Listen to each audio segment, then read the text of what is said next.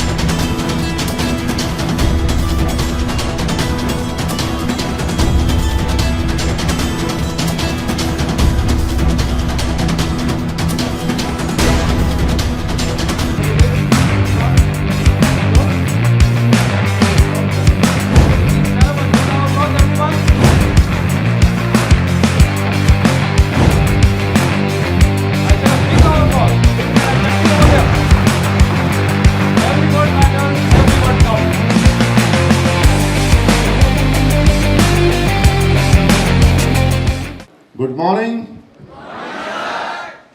How the Josh? How the Josh? कम नहीं है। ये स्पीकर को तुम लोग को फेल करना होगा, है ना? ऐसा करते हैं, हाई केवल मुंह से बोलने से हाई नहीं होगा, है ना? हाँ, हाई जो है वो तुम लोग ऐसे फील होना चाहिए। तो जब तुम लोग हाई बोलोगे तो कैसे करोगे? हाई सर, ठीक है? तो देखते कैसे कर पाते हो। हाँ, मैं पूछूंगा और आवाज इतनी जोर से होनी चाहिए कि ऊपर फॉल्स से हिलना चाहिए, ठीक है? हाउ द जोश, हाउ द जोश। मजा आया, लेकिन दिखाई नहीं पड़ पा रहे हो क्योंकि सब खड़े हैं ना। हाँ, रेडी रेडी, हाउ द जोश, हाउ द जोश, हाउ द जोश, हाउ द जोश। बहुत बढ़िया, तो कमाल है। ठीक है सीट, ठीक है सीट। मुद्दा ये है कि अभी तुम लोगों का उत्साह है, उत्साह का होना अवश्यंभावी है, उत्साह होना ही चाहिए। और युवावस्था है, एक जीवन में आज महत्वपूर्ण दिन है, महत्वपूर्ण पड़ाव है। आज आप अपने जीवन में एक नई यात्रा की शुरुआत कर रहे हैं, एक नए पथ पर अपनी जीवन को एक नए मुकाम को पहुंचाने के लिए, एक नए मुकाम को हासिल करने के लिए नई यात्रा शुरू आप कर रहे हैं। लेकिन ये यात्रा कोई सरल यात्रा या कोई बिल्कुल साधारण सा मार्ग, निष्कंटक मार्ग, वैसा मार्ग जिसमें दोनों तरफ फूल हो, बगिया हो, फुलवारी हो और आराम करने की कई सारी कुर्सियां हों, हाँ, ऐसा तो नहीं है। ऐसा सोच के आए होगे क्योंकि तुम लोग को देखते हो ना, कौन पिक्चर था, कुछ कुछ होता है, हाँ, जिसमें सब क्लासरूम में आता है, कभी कोई लड़की ऐसे ऐसे करके आ रही है, हाँ, और कोई लड़का आ रहा है च्युइंगम चबा रहा है, हाँ, तो तुम लोग के दिमाग में आ जाता है कि कॉलेज का मतलब है कि वहाँ जाएंगे और टाइम पास करना है। और यहाँ तुम लोग को मालूम पड़ेगा कि ये तो एक दूसरी दुनिया है। यहाँ आपको वो सारा कुछ करना है जो आपने पीछे नहीं किया, वो भी पढ़ना है जो पीछे नहीं पढ़ा। और यहाँ तो आपको मतलब मैं कहता हूँ कि शिक्षक कुम्हार है। शिक्षक कौन है? कुम्हार क्या करता है? घड़ा कैसे बनाता है? मिट्टी को पहले क्या करता है?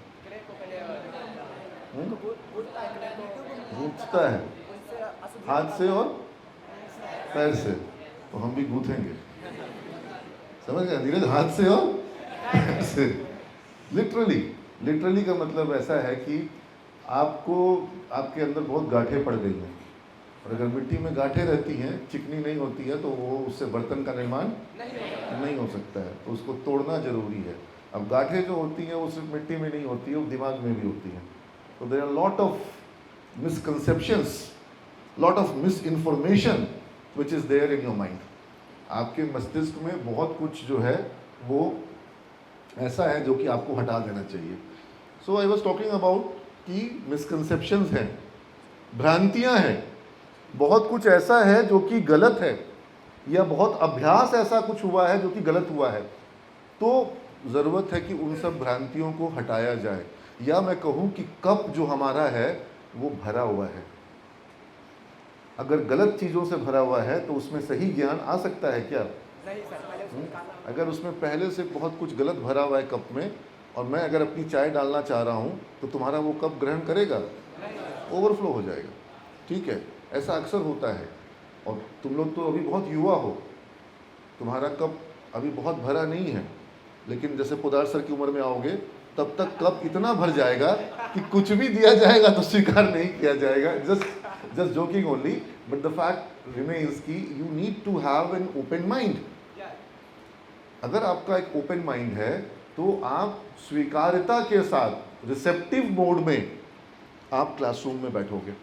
क्लासरूम में रिसेप्टिव मोड में, रिसेप्टिव मतलब आप ग्रहण करने को तैयार हो, एक फोम की तरह। फोम क्या होता है? पानी ऑब्जर्व कर लेता है। तो आपके ब्रेन को भी नॉलेज को क्या करना है? ऑब्जर्व करना है।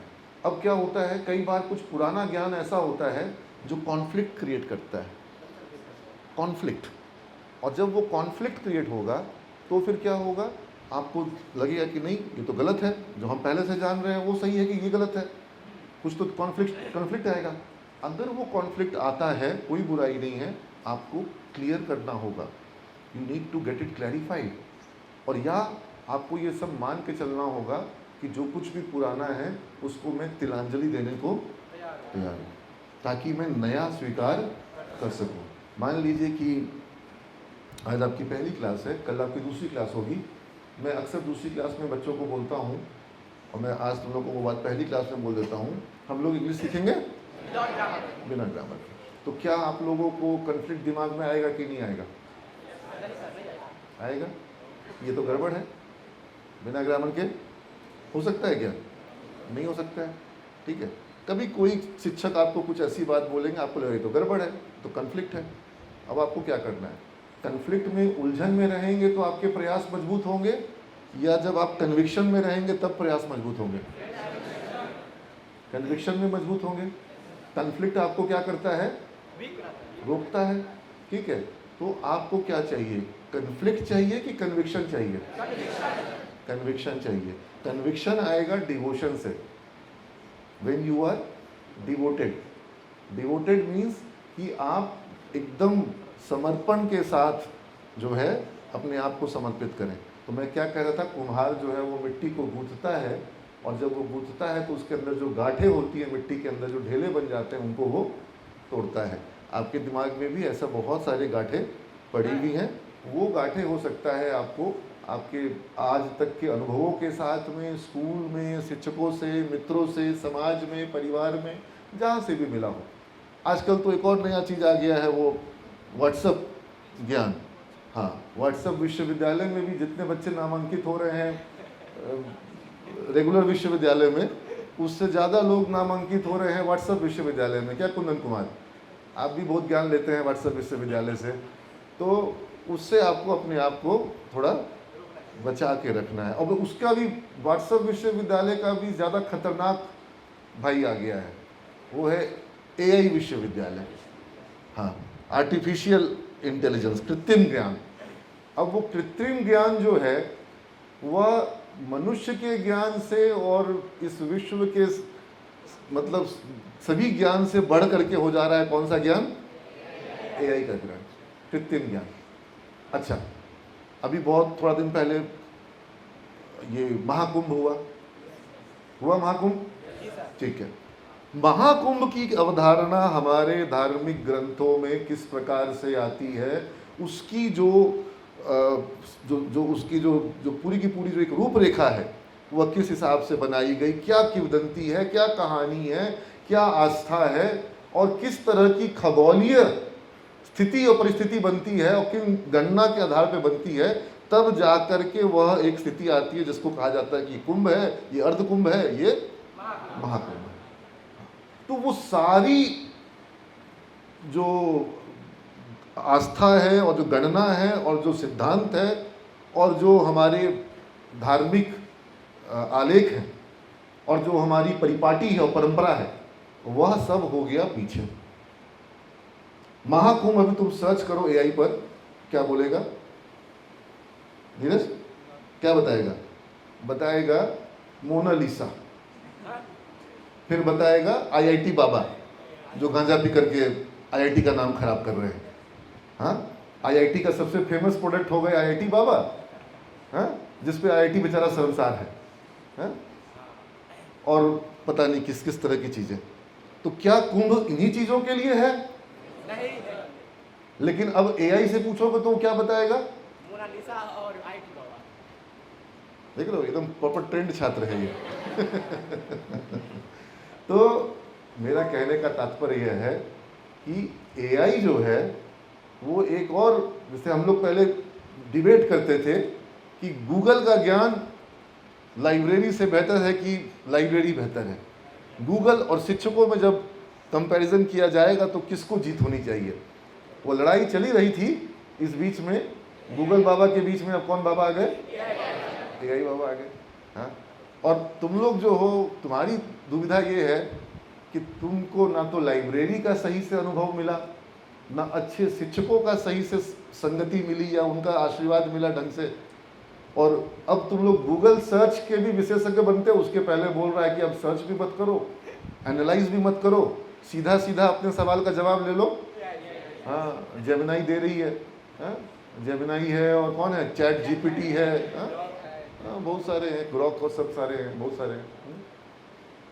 तो ट्रांसफ्यूजन कह लें या ट्रांजिशन कह लें, excess of information was a problem, and now hallucination, मतलब कि कोई अगर बेहोश होता है ना, उसको बेहोशी में उसके कान में जो जो कुछ बोला जाए, अर्ध बेहोशी की अवस्था में है, या कोई सोया हुआ है, नींद में है, ये लड़का सो रहा है बाई द वे, इसके कान में 15-20 बातें बोल दिया जाए, ठीक है, कि आज ऐसे ऐसे होने वाला है, ऐसे ऐसे हुआ है, ये होने वाला है, हाँ, तुमको ऐसा होने वाला है।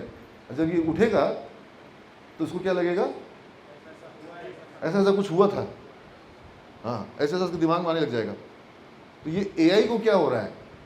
एआई को हेलुसिनेशन में डाला जा रहा है, उसको इतना कुछ फॉल्स भी बता दिया जाता है जिससे कि उसका अपना इंफॉर्मेशन जो है वो क्या हो जा रहा है? गलत हो जा रहा है, वो गलत ज्ञान दे दे रहा है।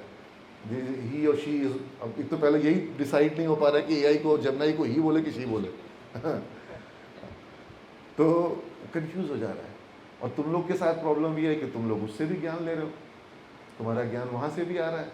तुम जब वहाँ जाओगे, गूगल पे जाओगे, अच्छा, आज भारत में 4th maximum used app in terms of usage, जिसका सबसे ज़्यादा प्रयोग हो रहा है, आई थिंक नंबर 1 पर गूगल होगा, फिर हो सकता है कि इंस्टाग्राम हो, यूट्यूब हो। 4th पर जो है वो चैट जीपीटी आ चुका है। That's the 4th most used application in our country, and I am predicting very soon this GPT and Gemini would be the number 1 thing. Google खुद ही अपने सर्च इंजन को धीरे धीरे आउटडेटेड बनाएगा और जेमिनी को या उसके जो एआई के और बहुत सारे फॉर्मेट्स हैं, बहुत सारे फॉर्मेट बनाए हैं उन लोगों ने, वो उसको ऊपर ले आएंगे। लेकिन मैं इसमें एक बहुत बड़ा खतरा देख रहा हूँ कि जो हमारा युवा मस्तिष्क है उसको आप सब कुछ अगर परोस के दे देंगे तो वो पकाने की प्रक्रिया तो वो सीख ही नहीं पाएगा। कहने का तात्पर्य समझ पा रहे हैं? आपको क्वेश्चन मैथ्स का मिला, उसको सॉल्व करेंगे कि उसका आंसर उतारेंगे? लेकिन जेमिनी पे बच्चा सॉल्व कर रहा है। स्कूल के स्टूडेंट्स, कुंदन, स्कूल के स्टूडेंट मैथ का क्वेश्चन चैट जीपीटी से निकाल करके पूरा का पूरा प्रोसेस कॉपी में लिख करके डाल दे रहे हैं। ये हमारी जो जनरेशन है, जो हमारे स्टूडेंट्स हैं, उनके लिए किस प्रकार से खतरनाक होने वाला है। How dangerous it can be. Yes और नो? सो एनीवेज, ये सब जितने भी बहुत सारे, अच्छा मिट्टी की मैं बात कर रहा था कि मिट्टी को, गांठ को हटाया जाएगा। मनी में सोचना, मैं तुमको नहीं कहूँगा कि तुम इस बात को हाथ उठा के बताओ। क्या तुम लोगों में से कोई ऐसे बच्चे हैं, तुम लोग खुद ही जानते हो अपने बारे में, जिन्होंने परीक्षा में कदाचार का प्रयोग किया कि नहीं किया? बगल वाले की कॉपी से देखना, चीट पुर्जा का प्रयोग करना, आजकल लोग मोबाइल ले जा रहे हैं, मोबाइल से चोरी कर रहे हैं। क्या तुमने ये सब किया कि नहीं किया? और अगर तुमने ये सब किया है, जिसकी बहुत संभावना है, क्योंकि हमारे राज्य में क्या होता है, छात्र पहला बात ये बोलता है कि जब सब कर रहा है तो फिर हम क्यों ना करें। ऐसा होता है ना। लेकिन तुमको सोचना होगा कि सब अगर कुछ गलत कर रहे हैं तो क्या तुम भी वही गलत करोगे? जब लोगों के पास उनके हाथ हैं, उनके पैर हैं, उसके बाद अगर वो बैसाखी लेके चल रहे हैं तो तुम भी बैसाखी लेके चलोगे? क्या तुम व्हील चेयर पे चलना पसंद करोगे? व्हील चेयर पे तो चलना भी नहीं पड़ता है, बैठ जाना है, आरामदेह है। लेकिन क्या तुमको अच्छा लगेगा व्हील चेयर पे चलना? तुम्हारे पास तुम्हारी अपनी क्षमता है। तो ये अपनी क्षमता होने के बावजूद तुम में से कई बच्चों ने परीक्षा में चोरी की होगी, या सुनो। और ये सब वो पुरानी गांठें हैं जिसको हमको हटाने की ज़रूरत है। वो पुरानी गांठ है कि कॉलेज रोज, स्कूल रोज जाने की ज़रूरत नहीं, क्योंकि स्कूल रोज नहीं गए, वहाँ आपका स्वागत ही नहीं था, वहाँ आपकी अपेक्षा भी नहीं थी, और वहाँ जाने पे आपको यह भी हुआ कि आज तो क्लास होगा ही नहीं, आज तो पढ़ाई होगा ही नहीं। मैं पूर्ण रूप से बच्चों को दोष नहीं दूंगा। हमारी व्यवस्था जर्जर हो गई है, हमारा सिस्टम खराब हो गया है। बच्चा अंग्रेजी नहीं बोल पा रहा है, इसमें कमी बच्चे की है। उसको ढंग से पढ़ाने का प्रयास किया गया, क्या आप पढ़ाइए ना, वो बिल्कुल सीखेगा, बहुत बिल्कुल बोलेगा, उसको जो भाषा सिखाना चाहेगा, लेकिन वो तरीके से, वैज्ञानिक तरीके से सिखाइए। भाषा को सिखाने का तरीका होना चाहिए। भाषा को आप ग्रामर से और कॉपी पे लिखा के नहीं सिखा सकते हैं। वो जो सुन रहा है वो बोल रहा है, आपको उसको वो माहौल दीजिए, वो बिल्कुल सीखेगा, बिल्कुल बोलेगा। तो ऐसी बहुत सारी चीज़ें हैं जिसको लेकर के हमको लगता है कि तुम्हारे जो मस्तिष्क में जो भी पूर्व की व्यवस्था बनी हुई है, पहले एक सबसे बड़ी पूर्व की व्यवस्था क्या बनी हुई है कि तुम्हारा पूरा का पूरा जो पढ़ाई है, पूरी की पूरी तुम्हारी आज तक की जो शिक्षा की यात्रा है, वो एक लक्ष्य को लेकर होती है। मैंने तुम लोगों से डिस्कस किया था जब तुम लोग एंट्रेंस एग्जाम के दिन आए थे, क्या था वो लक्ष्य? मार्क्स। ऐसा नो, पढ़ाई का उद्देश्य क्या होता है? मार्क्स। बेटा मान रही हो इस बात को? तुमसे पूछ रहे, सबसे क्यूट बच्ची, हाँ तुमसे पूछ रहा हूँ। हाँ, पढ़ाई का उद्देश्य क्या रहा तुम लोगों के लिए? हाँ, बचपन से लेकर के marks. Very good, I appreciate this boy. जो चीज़ यह कर रहा है, अकेला कर रहा है, ये पूछने पर जो इसके मन में बात आ रही है वो बोलने का प्रयास कर रहा है। आप लोग भी बोल सकते हो, ठीक है? आप अगर बोलोगे इसमें कोई बुराई नहीं है। आप क्लास में कंट्रीब्यूट करने का प्रयास करोगे, इसमें कोई बुराई नहीं है ना? Contribute, participative. तुम लोगों को मार्क्स की बात मैं बताऊं, IIM अहमदाबाद भारत में एक बहुत ही ख्याति नंबर 1 संस्थान है मैनेजमेंट का। नाम सुना है किसी ने? IIM में सबसे अधिक मार्क्स जो दिया जाता है वो दिया जाता है CP के लिए। CP का मतलब समझते हैं कोई आप में से कोई? क्या? अच्छा, नो सर बोला आपने। सीपी का फुल फॉर्म होता है क्लास पार्टिसिपेशन। क्या होता है? अब सीपी का मार्क्स यानी कि जो क्लास में पार्टिसिपेटिव है। पार्टिसिपेशन कैसे होगा? पहला तो अटेंडेंस नहीं तो पार्टिसिपेशन ही नहीं। फिर अटेंडेंस है तो क्या वो बच्चा जो है कुछ पूछ रहा है, कोई जवाब दे रहा है, कुछ प्रेजेंटेशन दे रहा है, कुछ डिस्कशन का पार्ट बन रहा है। You getting a point? कि क्लास में चुपचाप से बैठा है या चुपचाप बैठा भी नहीं है, पीछे में बैठ के गप कर रहा है। मतलब हमने एक अपना सिस्टम बनाया, आपके क्लास में जब टीचर्स जाएंगे उनके पास पूरी क्लास का लिस्ट होता है और उसमें वो क्या करते हैं, -5 से लेकर +5 आपको मार्क्स देंगे। तो अगर वो +1 हुआ, +2 हुआ तो उसका मैग्नीफायर इफेक्ट आएगा आपके परफॉर्मेंस पर, मल्टीप्लायर इफेक्ट आएगा।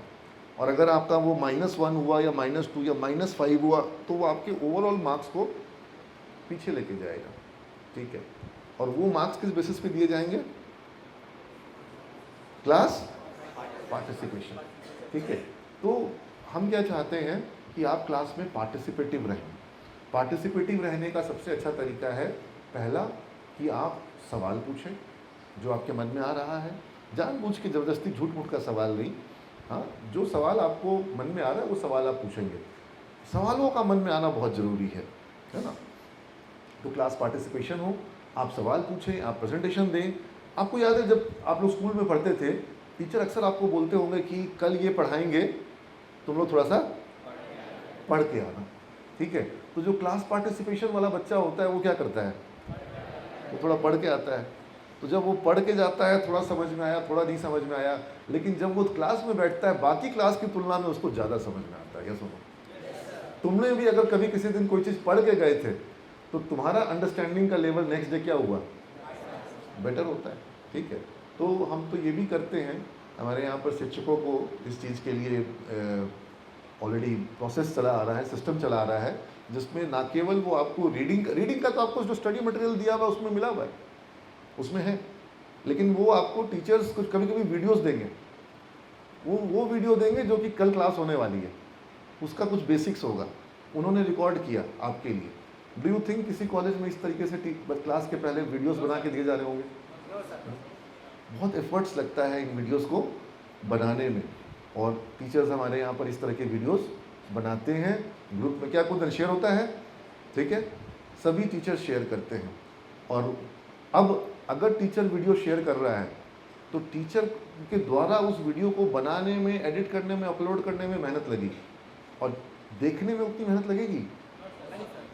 और अगर बच्चा नहीं देख रहा है तो फिर ये बच्चा की गलती है कि नहीं है? अच्छा, समय नहीं है सर इसलिए देख नहीं पाए, बेटा उसी समय में तुम कुछ और देख रहे थे, ये पता है हमको। ठीक है, कौन क्या देख रहा था? वो नया वाला नेल पॉलिश लॉन्च हुआ, लड़की वो देख रही है, हाँ, वो लड़का जो है वो कुछ और अटर पटर देख रहा है, हाँ, कोई कुछ, हाँ। तो आप कंज्यूम तो कर रहे हैं, टाइम तो आप अपना ऑनलाइन दे रहे हैं, वही टाइम आप, because your consumption pattern has changed, instead of reading the book you are spending more time on screen, so your screen time has increased. So what we decided that, okay, they're not coming, they're not reading books, why not give content on online only, why not give them video content, so that in the video itself, in the YouTube itself, they will see the class videos and it will enhance their knowledge. You're getting the point? So it takes a lot of effort to create those videos and all, but a teacher is demotivated when he realizes that students are not watching it for whom he is preparing. जैसे वो माँ को अगर लगे कि खाना बच्चा खा नहीं रहा है तो माँ खाना, हाँ, और कुछ तो वही कलछुल से मारेगी जो कि बनाए इतना मेहनत से खाया कहीं नहीं, हाँ, नहीं, हाँ? तो घर में खाना अगर रोज रोज वेस्ट करोगे तो फिर खाना बनाना भी बंद होगा और ठुकाई भी पड़ेगा, हाँ। और टीचर क्या करे, वीडियो बनाना बंद करे कि वो भी ठुकाई करे? तो तुम लोगों को समझना होगा कि ये आपको करना पड़ेगा, क्लास पार्टिसिपेशन आपको होना पड़ेगा, और पैटर्न जो है वो बदल रहा है। आप जिस मार्क्स के लिए पढ़ रहे थे वो मार्क्स की पढ़ाई आपको यहाँ पर बहुत काम नहीं आएगी। क्योंकि वो मार्क्स देख करके आपको जॉब नहीं मिलेगा। तो फिर जॉब के लिए तो आपको दूसरे तरह से पढ़ाई करनी है, और फिर वो दूसरे तरह की पढ़ाई करने की आदत नहीं है।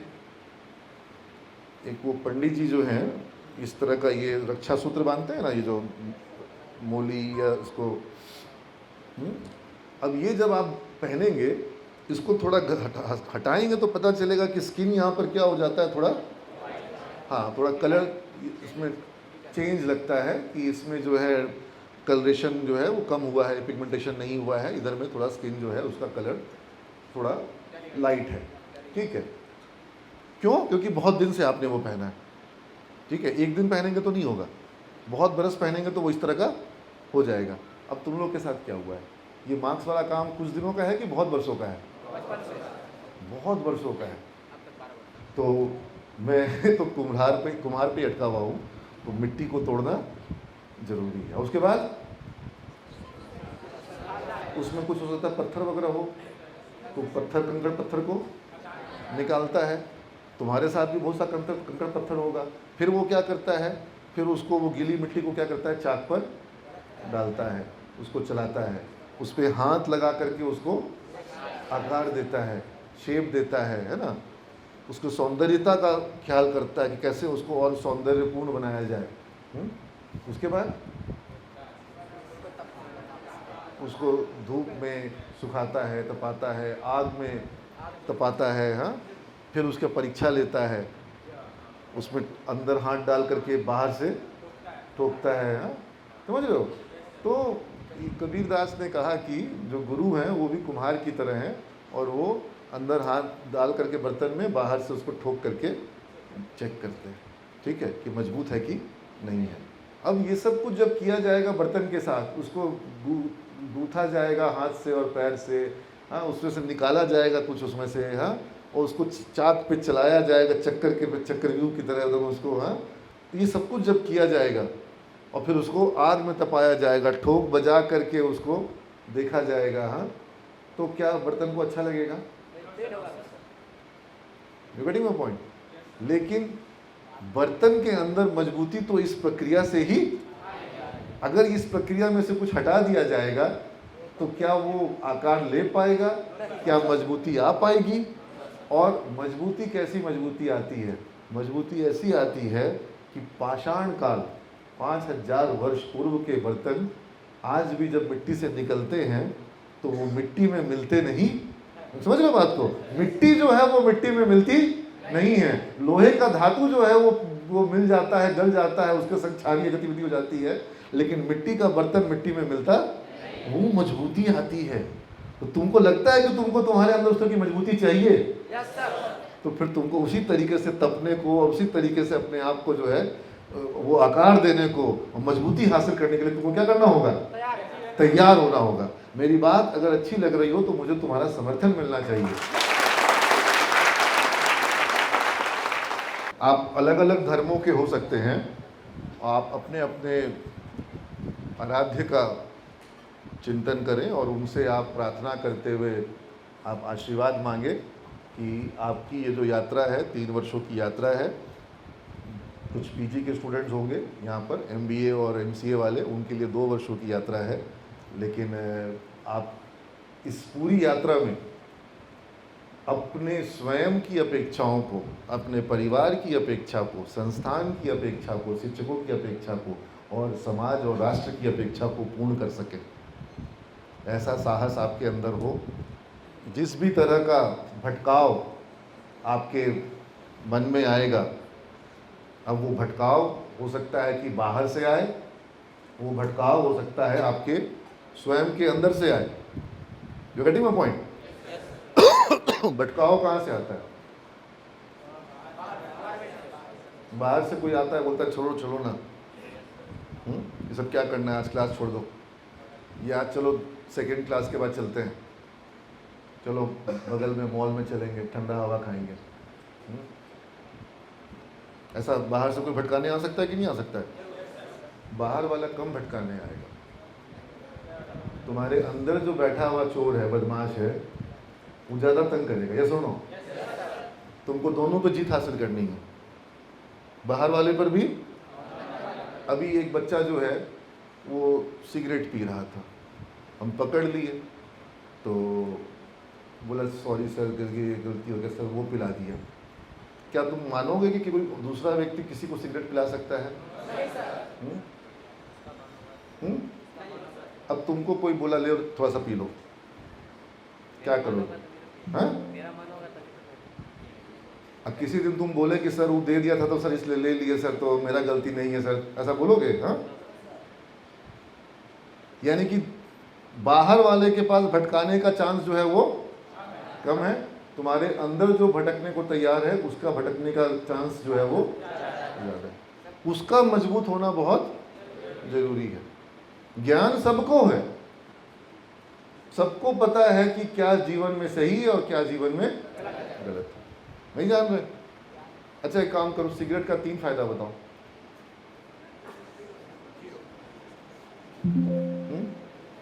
एक फायदा कंपनी का फायदा होगा, तुम्हारा फायदा पूछ रहे हैं। कंपनी को तो बहुत फायदा है, भारत की सबसे बड़ी सिगरेट निर्माता कंपनी 5 लाख करोड़ का कारोबार करती है, तो कंपनी का फायदा छोड़ दो, तुम्हारा फायदा बताओ ना। सरकार को टैक्स मिलता है, सरकार का फायदा, ठीक है, तुम्हारा फायदा क्या है? There isn't one benefit. सीधा होकर बैठोगे, तुम्हारे पीठ में प्रॉब्लम है? Sit straight. एक काम करो, सभी बच्चे हाथ जोड़ लें, और जैसा मैंने पहले ही कहा था, आप अपने इष्ट देव को याद करेंगे और प्रार्थना करेंगे, अरदास करेंगे, इबादत करेंगे, प्रेयर करेंगे, है ना? और आप यह मांगेंगे कि आप आज जिस यात्रा पे आए हैं, इस यात्रा पर आपको संबल मिले, साहस मिले, हिम्मत मिले, हौसला मिले, है ना? और आप इस यात्रा में सफल हों, और आपके बाहरी जो भटकाव है और अंदरूनी भटकाव जो है, दोनों से आप क्या करें? सामना कर सकें, है ना? और सबसे पहले कहते हैं कि विघ्नहर्ता गणेश हैं और बुद्धि के ज्ञान के देवता हैं, तो हम गणेश जी की वंदना करते हैं, और आप सब भी तो प्रतीक स्वरूप में गणेश जी की वंदना करेंगे।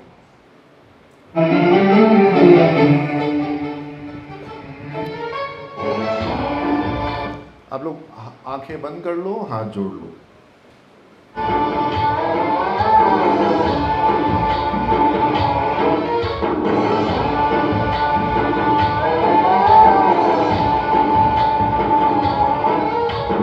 गणनायकाय गणदैवताय गणाध्यक्षाय धीमहि गुणशरीराय गुणपण्डिताय गुणेशानाय धीमहि गुणातीताय गुणाधीशाय गुणप्रविष्टाय धीमहि एकदन्ताय वक्रतुण्डाय गौरीतनयाय धीमहि गजेशानाय भालचन्द्राय श्रीगणेशाय धीमहि एकदन्ताय वक्रतुण्डाय गौरीतनयाय धीमहि गजेशानाय भालचन्द्राय श्रीगणेशाय धीमहि।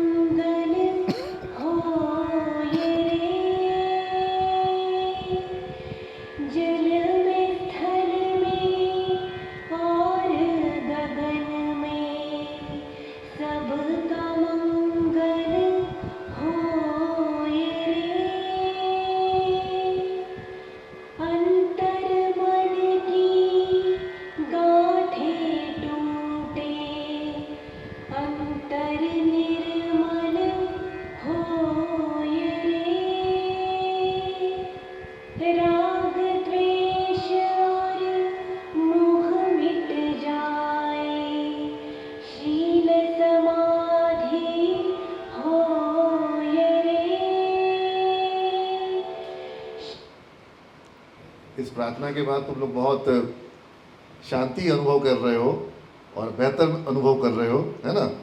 और बहुत ही सुंदर प्रार्थना है जिसमें सबके मंगल की कामना की गई है।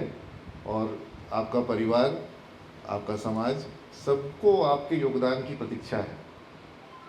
आप इस देश में एक एसेट के रूप में, मतलब अगर किसी कंपनी की बैलेंस शीट होती है ना, तो उसमें कुछ उसकी जिम्मेवारियां होती हैं जिसको लाइबिलिटीज़ कहते हैं, और कुछ उसकी संपत्तियां होती हैं जिसको एसेट्स। आप अपने परिवार के लिए क्या है अभी, लाइबिलिटी है कि एसेट है? ये तो प्रूफ हुआ नहीं अभी। ऐसा क्या एसेट वाला काम किया कि एसेट मान लिया जाए? तो फिर अभी तो क्या हो, अभी लाइबिलिटी हो। हाँ नहीं, ये तुम्हारे बोलने से नहीं होगा।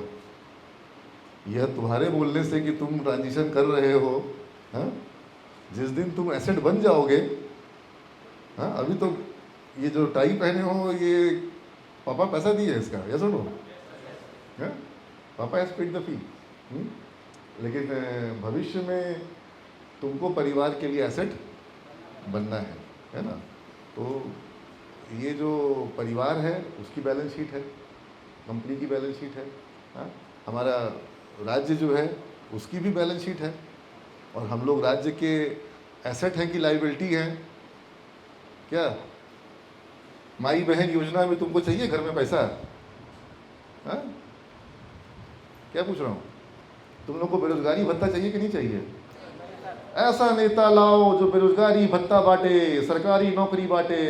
हाँ, या सुनो, सरकारी नौकरी बांट करके बिहार के युवाओं का उद्धार हो जाएगा। क्या 4 करोड़ युवाओं को नौकरी दोगे? Is it possible? और ये जो आधी आबादी है, जो हमारी महिला, जो हमारी मातृशक्ति, जो हमारी वुमेन पावर, वो किसी माए बहन योजना के आधार पर रहेगी। मैं पॉलिटिकल स्टेटमेंट बिल्कुल नहीं कहना चाह रहा हूँ, और सारी पॉलिटिकल पार्टियां यही कर रही हैं, तो इसलिए पॉलिटिकल स्टेटमेंट है ही नहीं। क्योंकि हर पार्टी का यही है कि फ्री राशन दे दो, किसी को नौकरी का झांसा दे दो, हाँ, किसी को कुछ खाता में पैसा दे दो, किसी को बिजली का बिल। क्या हम भारत को इस तरीके से बनाएंगे?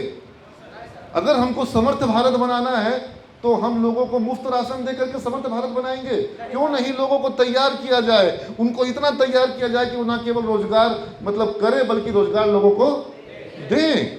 इतना समर्थ। अभी मैं तुम लोगों से ऊपर आने के पहले एक महिला से बात कर रहा था, दरभंगा उधर में है, पुतुल चौधरी नाम से, नीरज उनको मैं बुला रहा हूँ। उन्होंने 250 महिलाओं का समूह बनाया है जो मधुबनी पेंटिंग पे लेके काम कर रहा है। और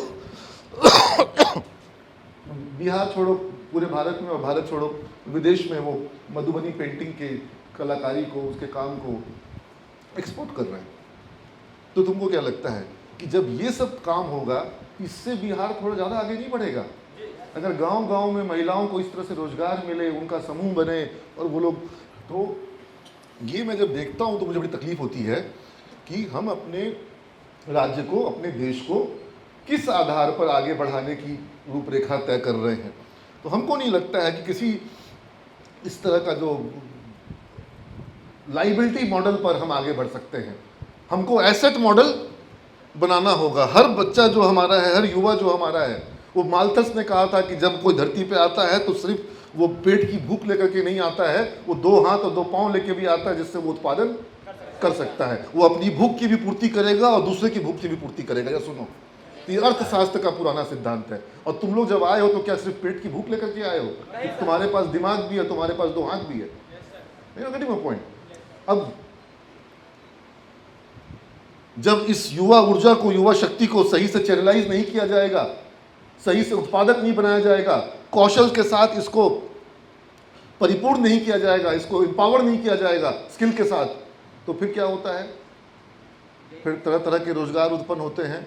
बाइक छीनने का रोजगार, किडनैपिंग, एक उद्योग का दर्जा देने की मांग हो गई थी कि किडनैपिंग इंडस्ट्री को बिहार में उद्योग का दर्जा दिया जाए। हाँ, कुछ दिनों के बाद अवार्ड शुरू हो जाते। Times of India best kidnapper award goes to this gang, गजब किडनैपिंग करते हैं।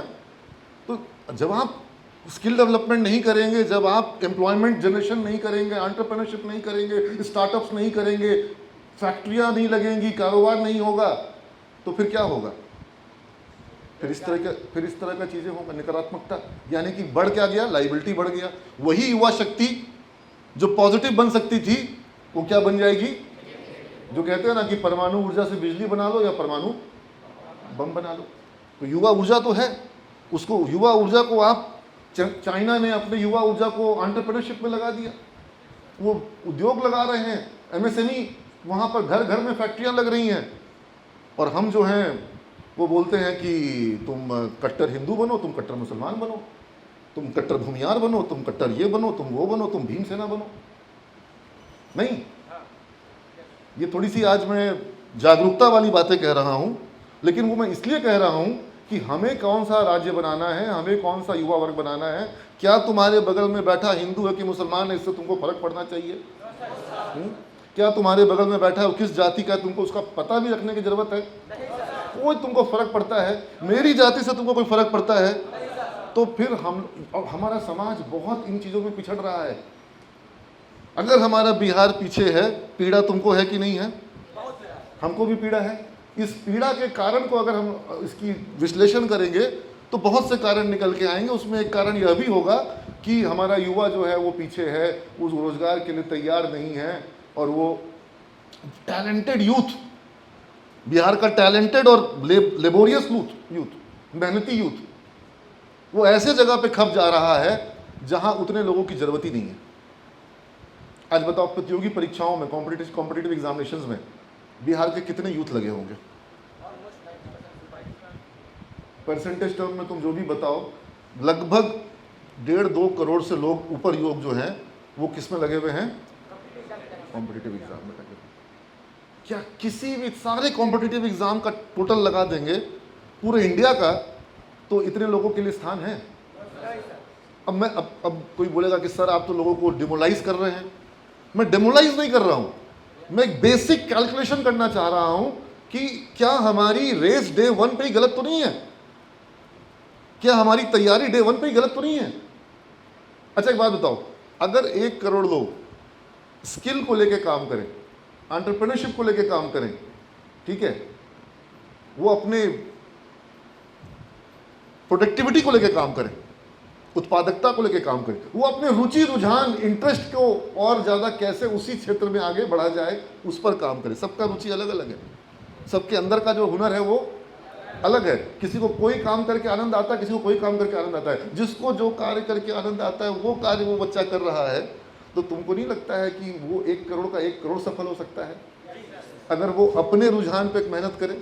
हाँ, और जब आप उसको बोलते हैं कि नहीं तुम जीके पढ़ो, तुम रीजनिंग पढ़ो, हम जीके रीजनिंग के खिलाफ नहीं है, हम खुद पढ़ाते हैं, ठीक है, लेकिन मेरा कहना है कि हमको हमारे अलग अलग फूल हैं और अलग अलग फूल को खिलने का मौका देना चाहिए, है ना।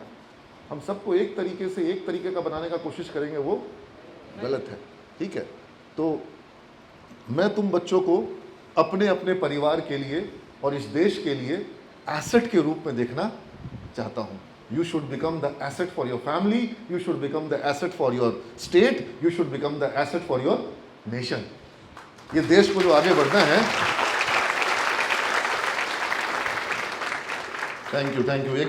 तो आपको अपने अपने घर परिवार के लिए एसेट बनना है, और ये एसेट बनने की प्रक्रिया जो है ये एसेट बनने की प्रक्रिया जो है ये कोई बहुत परेशान करने वाली और बहुत रुलाने वाली और बहुत तकलीफ देने वाली प्रक्रिया नहीं है।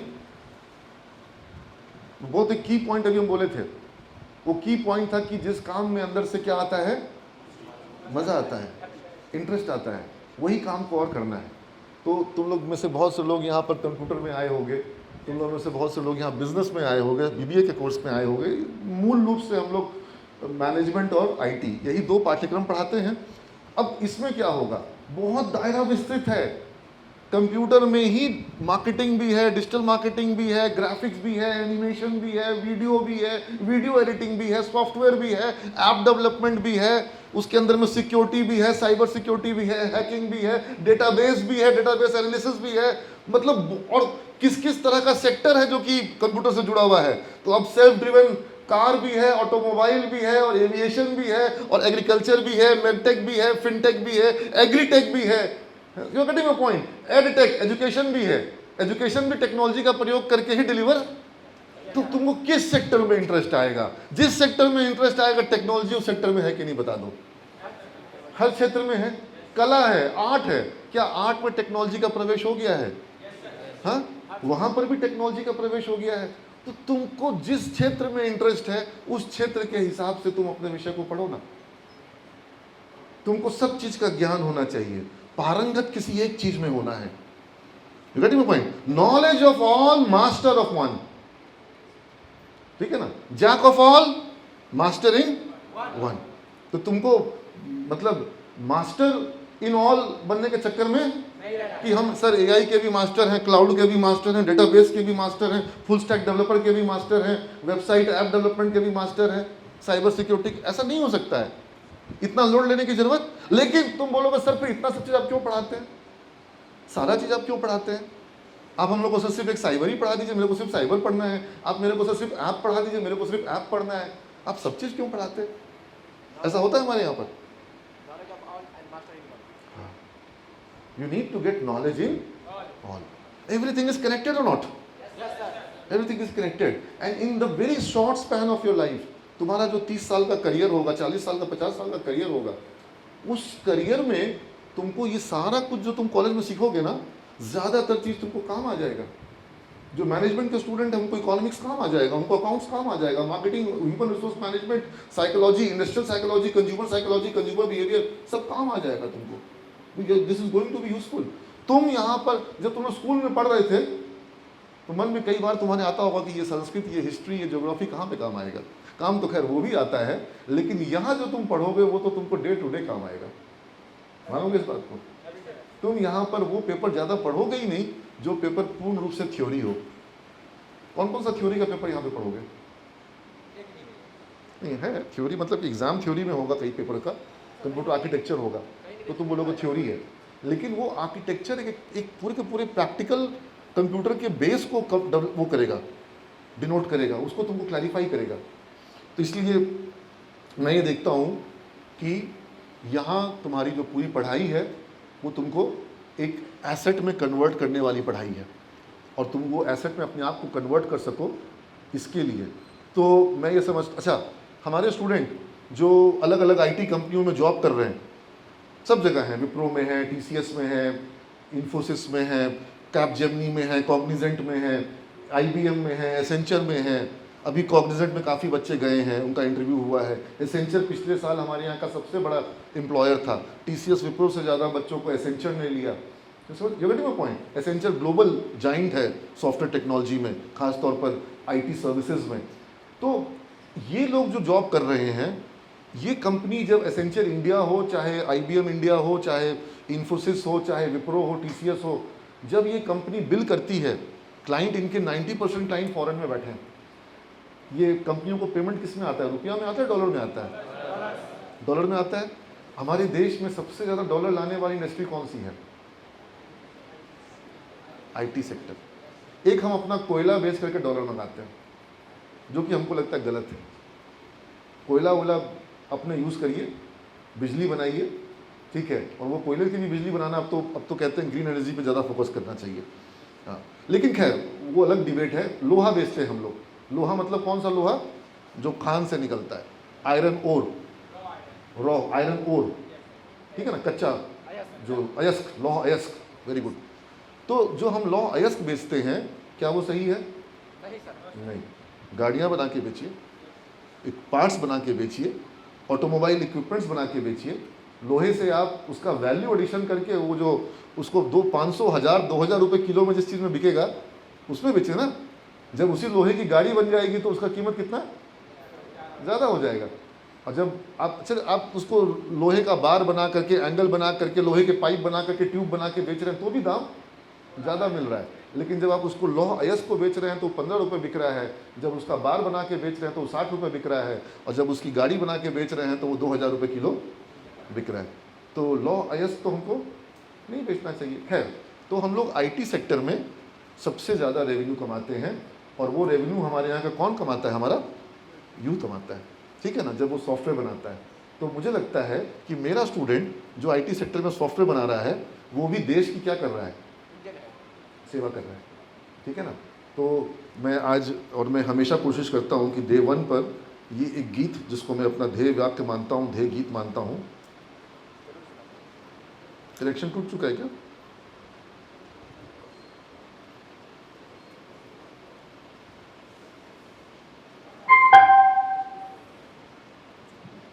सब लोग एक काम करो, एक दूसरे का हाथ पकड़ लो, ठीक है, पकड़ो पकड़ो पकड़ो पकड़ो, ऐसे नहीं, अदल बगल में, हाँ बिल्कुल, हाँ ऐसे पकड़ो, हाँ ठीक है। सामूहिक रूप से आपके अंदर का ये एक संकल्प है कि आप जो यहाँ आज इस संस्थान में आए हैं तो सिर्फ निजी स्वार्थ से, निजी अपेक्षा, आकांक्षा, महत्वाकांक्षा से नहीं आए हैं। ये जो प्रक्रिया है, शिक्षा लेने की प्रक्रिया, स्वयं को मजबूत बनाने की प्रक्रिया, ये प्रक्रिया ही भारत को बनाने की प्रक्रिया है। सिर्फ तुम नहीं बनोगे यहाँ, सिर्फ तुम आगे नहीं बढ़ोगे, थोड़ा थोड़ा भारत भी आगे बढ़ेगा। या सुनो, भारत का भी एक टुकड़ा जो है वो आगे बढ़ेगा, और इसी तरीके से जब पढ़ेगा तो आगे बढ़ेगा इंडिया, है ना। तो ये भाव को इस गीत में हम समाहित करते हैं। गुरुकुल का गीत है। गुरुकुल में एक चाणक्य जिस तक्षशिला में शिक्षा देते थे, तक्षशिला भारत का अंग नहीं है, लेकिन तक्षशिला, नालंदा, ये दो प्राचीनतम विश्वविद्यालय, विश्व के, भारत के नहीं, विश्व के। जब यूरोपियन देश कहते थे कि उनके यहाँ पर सभ्यता का विकास नहीं हुआ था, जब उन्हें सभ्य लोगों की तरह वस्त्र पहनना नहीं आता था, तब हमारे यहाँ विश्वविद्यालय थे। तो ये हमारा इतिहास रहा है। हम दुनिया में सिरमौर रहे हैं, सबसे आगे पंक्ति में खड़े थे, और वैश्विक अर्थव्यवस्था में भारत का योगदान 25% से अधिक था। अकेले भारत का योगदान, आज अकेले उतना अमेरिका का भी नहीं है जितना अकेले भारत का, जो सोने की चिड़िया कहते थे। तो वो स्थिति हमारी थी, हम पीछे हुए। क्या इसका तात्पर्य यह नहीं है कि हम वापस आगे आ सकते हैं? है ना। और इच्छा तो यह है कि अपने जीवन काल में यह देख सकूं, लेकिन मेरे जीवन काल में हो जाएगा तो बहुत अच्छी बात है। इतना तो मैं मानता हूं कि तुम लोग अपने जीवन काल में देखोगे कि भारत दुनिया में वापस पुनः सबसे प्रथम पंक्ति में, सबसे आगे है। ऐसा भारत हमें बनाना है, और ये बन सकता है। सबसे युवा देश है भारत। जापान जो, जब उस पर अटैक हुआ, एटम बम गिरा, हिरोशिमा नागासाकी तबाह हुए, जापान बिखर गया, टूट गया, लेकिन युवाओं का देश बना जापान। और उसके बाद तकनीक के बल पर जापान दुनिया के बाकी सारे देशों को पीछे करते हुए, छोटा सा देश, हमारे राज्य बिहार से भी उसकी जो पूरी क्षेत्रफल होगा वो, हाँ, कम है, आबादी कम है, हाँ, उसके बावजूद, बिहार से कम आबादी होने के बावजूद जापान जो है वो विश्व में एक अग्रणी देश बना। क्यों? तकनीक के दम पर, युवा शक्ति के दम पर। अब वही जापान बूढ़ा हो गया, वहाँ के युवा कम है, बुजुर्ग ज़्यादा है। तो जो देश बूढ़ा हो जाएगा वो देश प्रगति पथ पे धीमा हो जाएगा। वह स्थिति चाइना के साथ हो रही है। चाइना में युवा आबादी घट गई है, बुजुर्गों की आबादी, बच्चों की आबादी ज़्यादा है। बच्चे और बुजुर्ग चाइना को आगे लेकर के नहीं जाएंगे, युवा शक्ति लेके जाएगी। लेकिन अच्छी बात यह है कि वहाँ का युवा जो है वो एकदम फोर्स पर लगा हुआ है। वो हरा पट्टा और भगवा पट्टा बांध करके आपस में लड़ने में लगा हुआ नहीं है, ठीक है ना। वो नेताजी को वोट देता है कि नौकरी वैकेंसी निकालोगे तो वोट देंगे, इस टाइप के चक्कर में वो अपना जॉब खुद ही क्रिएट कर लेता है। तो चाइना इस मामले में भी हमसे आगे निकल रहा है। लेकिन मेरा ये मानना है कि अगर देश का युवा को जागृत कर दिया जाए तो भारत को कोई रोक नहीं सकता है, क्योंकि युवा देश है भारत, जवानों का देश है भारत। तो ये गुरुकुल का गीत है जो गुनगुनाया गया होगा शायद तक्षशिला के गुरुकुल में, और इसको हम सिमेज को भी हम गुरुकुल ही मानते हैं। तो यहाँ यह गीत तुम लोग सुनो, इसके एक एक शब्द को अंतःकरण में उतारने का प्रयास करोगे। हम करें राष्ट्र आराधन, हम करें राष्ट्र आराधन,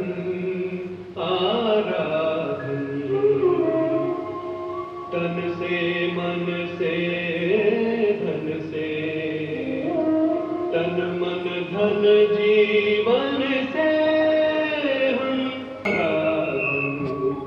अंतर से, मुख से, से मलमती से श्रद्धा से मस्तक रत से हम करे राष्ट्र अभिवादन अभिवादन। एक बार सब खड़े हो जाओ, ठीक है।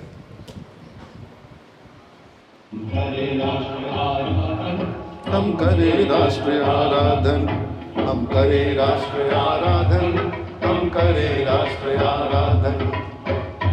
मन से धन से मन धन जीवन से हम करे राष्ट्र आराधन, हम करे राष्ट्र आराधन, हम करे राष्ट्र आराधन।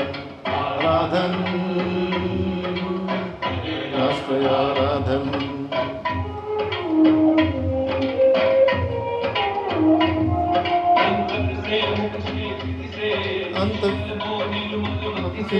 अंतर से मुख से मिट से निश्चल हो निर्मल मत से।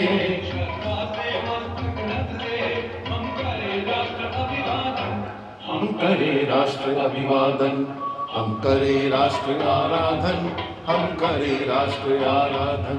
आराधन राष्ट्र आराधन।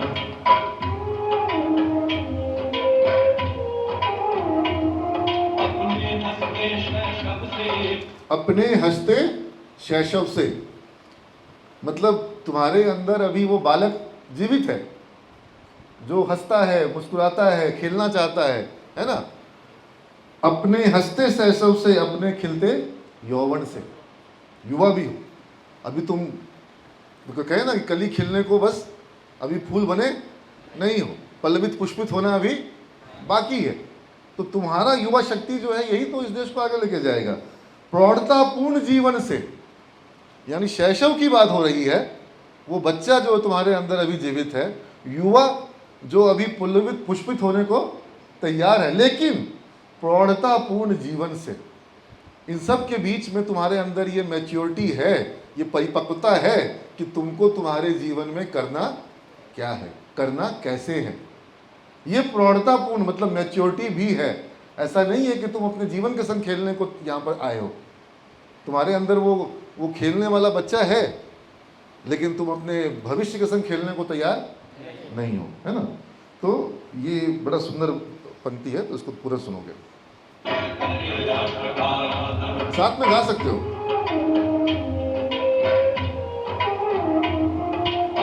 हंसते शैशव से, अपने खिलते यौवन से, शैशव से, अपने खिलते यौवन से, प्रौढ़तापूर्ण जीवन से हम करे राष्ट्र का वंदन, हम करे राष्ट्र का अर्चन, हम करे राष्ट्र आराधन, हम करे राष्ट्र आराधन, हम करे राष्ट्र आराधन।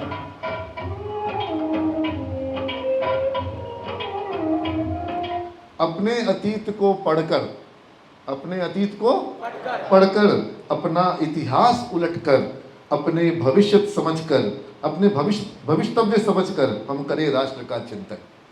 मतलब हमारा अतीत क्या था, इतिहास पलट करके देखो, और भविष्य क्या हो सकता है, इसको हमें समझना होगा, और तब हमें राष्ट्र का चिंतन करना होगा। और राष्ट्र का चिंतन जो है वह तो हर एक राष्ट्रवादी व्यक्ति के हृदय में होता ही है, होना ही चाहिए। क्योंकि ये धरती जो है, जैसे हमारी माँ हमारे घर में हमें जन्म देने वाली है, वैसे ही ये धरती भी क्या है, ये हमारी माँ है। अच्छा, मुझे तो बहुत गर्व है कि मैं भारत में जन्म लिया, और भगवान अगर पुनर्जन्म देता है तो वापस पुनः भारत में जन्म दे। और भारत में भी मैं तो कहूँगा कि ये बिहार की भूमि जो है, ये पवित्र भूमि है, बिहार की माटी जो पवित्र भाती है, यही जन्म हो, मुझे बार बार जन्म हो और यही जन्म हो, है ना।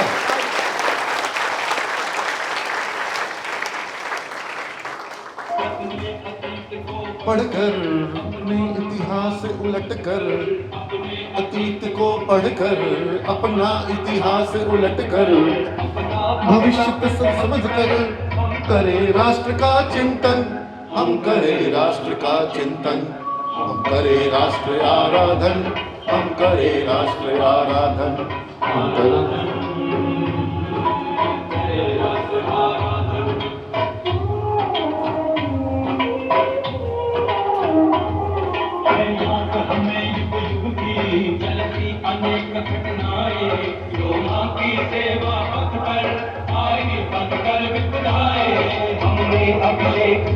था का परिशोण से हमने श्रृंगार किया था माता का परिमंडों से हमने ही उसे किया था सांस्कृतिक उच्च सिंहासन जिस पर बैठे सुख से करते थे जग का शासन अब काल चक्र की गति से वह टूट गया सिंहासन अपना तन मन धन देकर हम करे राष्ट्र आराधन हम करे राष्ट्र आराधन हम करे राष्ट्र आराधन हम करें राष्ट्र आराधन। एक बार पूरी क्लास। हम करें राष्ट्र तन मन धन जीवन से हम करें राष्ट्र आराधन हम करें राष्ट्र आराधन हम करें राष्ट्र आराधन आराधन हम करें राष्ट्र आराधन।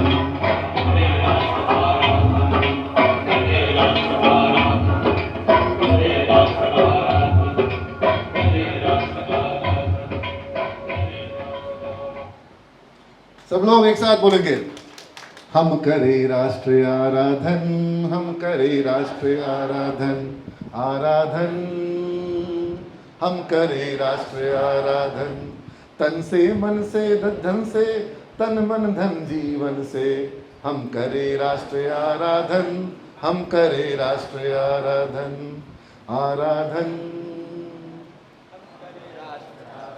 Thank you all of you, love you all. अब सोचो कितना सुंदर काम हुआ। पढ़ाई जो तुम्हारे लिए एक निजी चिंता का विषय था कि क्या कर पाएंगे और क्या नहीं कर पाएंगे, ये आज तुम्हारे लिए एक पवित्र कार्य हो गया है कि ये सिर्फ और सिर्फ तुम्हारा निजी विषय नहीं, तुम्हारे परिवार का विषय केवल मात्र नहीं, बल्कि इस देश और राष्ट्र के लिए भी जरूरी है कि तुम अच्छी पढ़ाई करो। ये सुनो, अगर इंडिया का हर नौजवान इस रास्ते पे आगे नहीं बढ़ेगा तो हमारा इंडिया आगे कैसे बढ़ेगा, है ना। तो तुम तो जो पढ़ाई का कार्य कर रहे होगे तो इस देश का कार्य कर रहे हो, और तुम अगर तकनीक को सीखोगे, तकनीक के तुम एक ज्ञाता बनोगे तो देश मजबूत बनेगा, देश आगे बढ़ेगा। और ये जो तकनीक की दुनिया में दौड़ हो रही है, इस दौड़ में हम पीछे नहीं रह जाएंगे। वो कौन पाकिस्तान वाला जो है वो इजिप्ट से और उससे ले आया ड्रोन, हाँ हाँ ले आया ना ड्रोन, हाँ मिस्र से, हाँ टर्की से, हाँ टर्की का ड्रोन, हाँ बनाएंगे ऐसा सा ड्रोन कि टर्की वाला भी चकरा जाएगा। ये सुन लो, हमारा ड्रोन किसी रडार में नहीं आएगा, 2 किलोमीटर दूर से निशाना मार करके, और जितना पेलोड ले जाना है 25 किलो का पेलोड वाला भी ड्रोन बना देंगे, 50 किलो के पेलोड वाला, 100 किलो के पेलोड वाला ड्रोन भी बना दिया जाएगा। तो उसका फिजिक्स और उसका टेक्नोलॉजी को ना हैंडल करना है, हाँ? और शुरुआत तो तुम लोग सीखना शुरू करोगे, यहाँ प्रोग्रामेबल ड्रोन है हमारे पास। तो जब भारत का बच्चा सीखेगा तो फिर पाकिस्तान मंगाता रहे चीन से और टर्की से, हम लोग खुदे काफ़ी हैं। क्या सर नो? तो हम करें राष्ट्र आराधन, हम करें राष्ट्र आराधन आराधन, हम करें राष्ट्र आराधन। बैठ जाइए आप सभी लोग। आज तुम लोग का डे 1 है। एक बार ऐसे ही किसी डे 1 के लिए हम एक छोटी सी कविता लिखे थे, और साधारण कविता है, गाड़ी में बैठ करके मोबाइल पर ही लिखे थे, लेकिन मुझे लगता है कि तुम्हारे मन की बात को कवर करती है, तो मैं तुम लोग को सुनाना चाहूँगा। चलो आज जिंदगी में एक नई शुरुआत करते हैं, है ना, नई शुरुआत। चलो आज जिंदगी में एक नई शुरुआत करते हैं। जो कहानी सुननी चाहिए, जो कहानी सुननी चाहिए, आज उसकी बात करते हैं। न कोई अब दूरी रहे, न कोई बात अधूरी रहे, न कोई अब दूरी रहे, न कोई बात अधूरी रहे। चलो आज जिंदगी में एक नई शुरुआत करते हैं। तो तुम्हारे लाइफ की कहानी जो है वो तो अभी लिखी जानी बाकी है, और आज उसकी बात हो रही है, आज तुम्हारे लाइफ की कहानी की बात हो रही है ना। और शब्दों को नया अर्थ, शब्दों को नया अर्थ, वादों को नया आयाम देते हैं। सपने जो देखे कभी उनको अब साकार करते हैं, कहानी जो शुरू की उसको नया अंजाम देते हैं। चलो आज जिंदगी में एक नई शुरुआत करते हैं। पढ़ाई का अर्थ बदल गया। पढ़ाई अब एग्जाम के लिए, मार्क्स के लिए नहीं, अपने लिए नहीं, है ना। It's is about this nation. I am an Indian, I am studying for my country, है ना। You become powerful, nation will become powerful. You are weak, nation is weak, है ना। तो शब्दों को नया अर्थ, दोस्ती शब्द का अर्थ बदलेगा, शिक्षक शब्द का, शिक्षा शब्द का, प्रैक्टिकल शब्द का, परीक्षा शब्द का, सबका अर्थ बदलेगा। और वादों को नया आयाम देते हैं। सबसे बड़ा बात, आज तक वादा तोड़ने वाला बोल रहा है कि हम वादा करते हैं कि अब हम ठीक से मन ही मन बोल चुके हो कि नहीं बोल चुके हो, है ना। और सबसे बड़ा झुट्टा जो है वो बोल रहा है कि अब हम क्लास करेंगे, लेकिन बोल रहा है कि नहीं इस बार तो पक्का करेंगे। देखो बोलो कैसे पड़ाक से बोला है। तो ये वादा, शब्दों को नया अर्थ, वादों को नया आयाम देते हैं। सपने जो देखे कभी उनको अब साकार करते हैं। क्योंकि बहुत दिन से सपना देख रहे हैं, लेकिन उस सपना को पूरा करने का असली समय तो अब आया है ना। अब एक्चुअल में समय आ गया है जब तुमको अपने सपनों को पूरा करना है। तो शब्दों को नया अर्थ, वादों को नया आयाम देते हैं। सपने जो देखे कभी उनको अब साकार करते हैं, कहानी जो शुरू की उसको अब अंजाम देते हैं। चलो आज जिंदगी में नई शुरुआत करते हैं। बीते कल को कहीं पीछे छोड़ आते हैं, बीते कल को कहीं पीछे छोड़ आते हैं, आने वाले कल को फिर नए ढंग से सजाते हैं, और रात के अंधेरे को निकाल दिन का उजाला भरते हैं। चलो आज जिंदगी में नई शुरुआत करते हैं। ये बीता कल जो है ये पीछा छोड़ता नहीं है कि स्कूल में अटेंडेंस क्या था, स्कूल में मार्क्स क्या था, इंग्लिश कमजोर था, मैथ में मन नहीं लगता था, डर लगता था।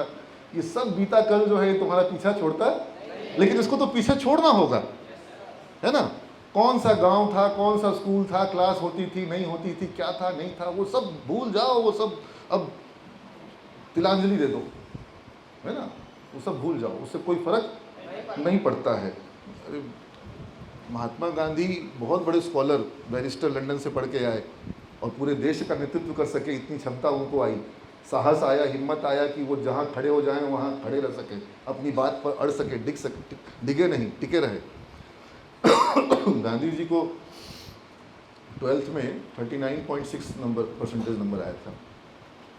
तो जब 39.6 नंबर, तुमसे तो कम ही आया था जी, तुम ज़्यादा आया ना, तुमको कितना आया? हाँ 57, मुंह से निकल नहीं रहा है, कैसे बताएं 57%। अरे गांधी जी से ज़्यादा लाए हो तो तुमको उनसे भी महान बनना है क्या? हाँ उनसे भी महान बनना है। हाँ माने मेरा कहने का तात्पर्य यह है कि तुम्हारा मार्क्स तुम्हारे भविष्य को डिटरमाइन, तो फिर तो रुक जाते बेचारे। हाँ ऐसे ऐसे कितने होंगे जिनका कितना कुछ जो है ये सब बीते कल को कहीं पीछे छोड़ आते हैं। ठीक है, आने वाले कल को नए ढंग से सजाते हैं और रात का अंधेरा निकाल दिन का उजाला भरते हैं, है ना। खो गए थे जिन रास्तों में, खो गए थे जिन रास्तों में उनमें ही नई तलाश करते हैं, खो गए थे जिन रास्तों में उनमें नई तलाश करते हैं। मंजिल को ही नहीं आज डगर को भी नया नाम देते हैं, दिलों में हौसलों की ही नहीं जुनून को भी जगह देते हैं। चलो आज जिंदगी में एक नई शुरुआत करते हैं। ये 3 साल का जो सफ़र है, ये 3 साल का सफ़र बिना जुनून के संभव नहीं है, है ना। तो तुमको जुनून, तो जुनून मतलब थोड़ा सा एक पागलपन, एक तुम्हारे अंदर एक ऐसा जोश, एक ऐसा जज्बा होना चाहिए जो जल्दी ख़त्म होने को तैयार नहीं है। वो जुनून ही तुमको आगे लेके जाएगा, वो जुनूनी बनना पड़ेगा, क्योंकि बिना जुनूनी तुम इतनी लंबी यात्रा में लगातार दौड़ नहीं पाओगे, थक जाओगे, बीच में बैठ जाओगे, हट जाओगे, रास्ता छोड़ दोगे। ऐसा मैं तुमको पहले से चेतावनी दे रहा हूँ। जुनून रहेगा तो फिर कोई रोक ही नहीं पाएगा, जो जुनून तुमको बहुत दूर तक ले जाएगा। तो चाहिए, उसकी ज़रूरत है। तो खो गए थे जिन रास्तों में उनमें नई तलाश करते हैं, मंजिल को ही नहीं आज डगर को भी नया, बिल्कुल नया सिस्टम, नया नाम से, और तुम्हारा मंजिल भी नया होगा, रास्ता भी नया होगा। मंजिल को ही नहीं आज डगर को भी नया नाम देते हैं, दिलों में हौसलों को ही नहीं जुनून को जगह देते हैं। चलो आज ज़िंदगी में नई शुरुआत करते हैं। चलो आज जिंदगी में कुछ बड़ी बात करते हैं, भविष्य की इमारत की नींव आज रखते हैं, नए रिश्तों नए इरादों से नए सपनों को बुनते हैं। चलो आज जिंदगी में नई शुरुआत करते हैं। You will have all new relation, new things and new dreams. हाँ, लेकिन न्यू ड्रीम से याद आया कि ड्रीम है कि नहीं है। अक्सर ये समस्या होती है कि ड्रीम भी नहीं होता है कि सर अच्छा करना है। So I was talking about कि you need to have a proper plan and dream also for your career.